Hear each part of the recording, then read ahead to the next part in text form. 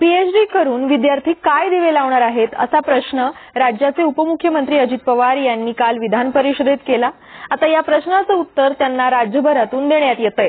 आपल्या काकांच्या प्रश्नावर त्यांचे पुतणे रोहित पवार यांनीही निषेध व्यक्त केलाय आणि पीएचडी वाले किंवा स्पर्धा परीक्षा वाले युवकांना संधी देण्याची सरकारची जबाबदारी आहे ही आठवणही अजित पवार यांना रोहित यांनी करून दिली आहे। अजित पवार यांनी सभागृहातच असा खळबळजनक प्रश्न विचारला असल्यानं अर्थात हे वक्तव्य रेकॉर्डवर आलंच असेल। आपण काय बोलून गेलोय अजित पवारांना खरंच कळलं नाहीये का? विद्यार्थी फेलोशिप घेऊन काय करतील हा प्रश्न अजित पवारांना का पडला असेल? तसंच पीएचडी करून विद्यार्थी काय दिवे लावणार असा प्रश्न अजित पवार यांना पडलाच असेल तर पीएचडी करून नक्की काय फायदा होतो हे सर्व जाणून घेऊयात या व्हिडिओमधून। नमस्कार, मी शिवानी, तुम्ही पाहताय मराठी चावडी। विधिमंडळाचं हिवाळी अधिवेशन सध्या सुरू आहे। सभागृहात विविध विधेयक प्रस्ताव मांडले जात आहेत। अशातच पीएचडी करणाऱ्या विद्यार्थ्यांबद्दल राज्याचे उपमुख्यमंत्री अजित पवार यांनी भुवया उंचावणारं विधान केलंय। त्यांच्या या विधानाची सोशल मीडियावर चांगलीच चर्चा रंगली आहे।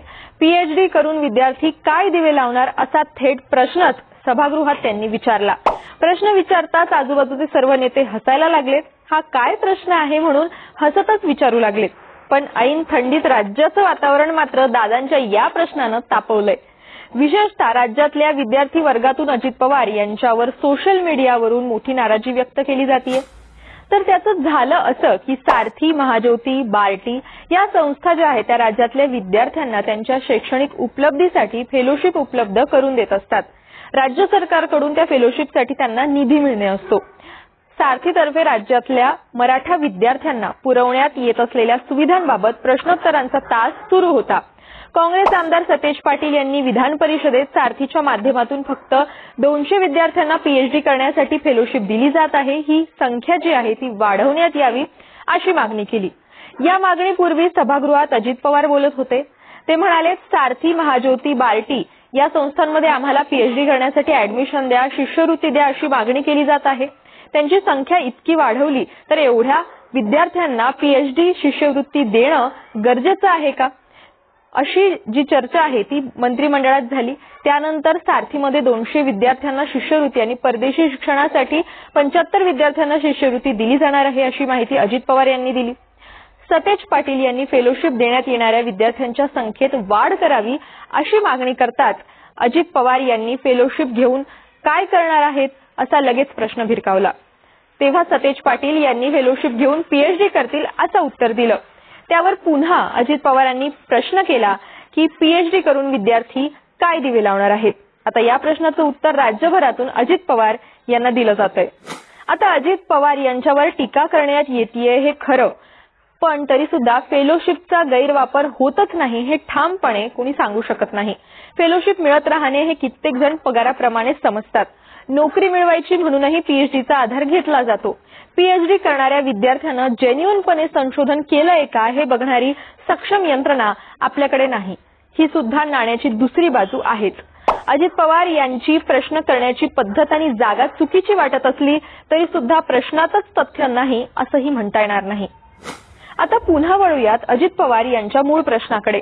पीएचडी करून विद्यार्थी काय दिवे लावणार आहेत, म्हणजेच पीएचडी करून नेमका काय फायदा होतो ते बघूयात।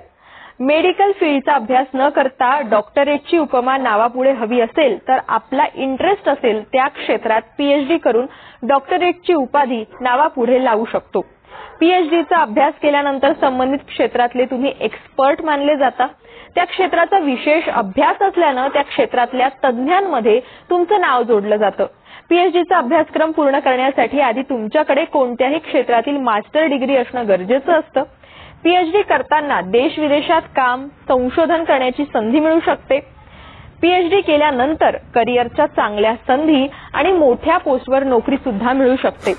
पीएचडी करण्यासाठी तुम्ही जर नेट किंवा गेटची परीक्षा क्लिअर केली असेल तर तुम्हाला शिष्यवृत्ती सुद्धा दिली जाते। तुमचं संशोधन विषयाची खोली सांगणारं असेल, व्यापक असेल, समाजहिताचं असेल तर तुमचा रिसर्च पेपर आंतरराष्ट्रीय स्तरावरही छापला जाऊ शकतो। अजित पवार यांच्या या वक्तव्याचे पडसाद राज्यभरात उमटताना दिसतायत। राज्यात विविध विद्यापीठांमध्ये पीएचडी करणारे विद्यार्थी नाराज असल्याचं दिसून येतंय। तुमच्याही या प्रकरणी काही प्रतिक्रिया असतील तर कमेंट बॉक्समध्ये नक्की कळवा आणि आणखीन घडामोडी जाणून घेण्यासाठी सबस्क्राईब करायला विसरू नका मराठी चावडी हे YouTube चॅनल.